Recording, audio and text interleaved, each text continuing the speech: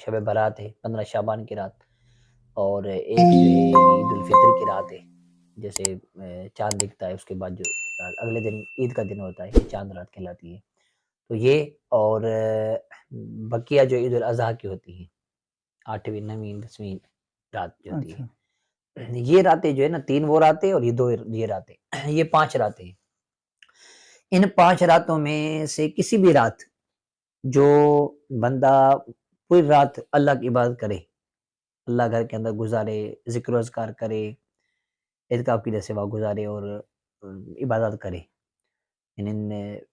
راتوں کو جاگ کر گزارے عبادت کے اندر، تو اس پر اب جنت واجب ہو جاتی ہے۔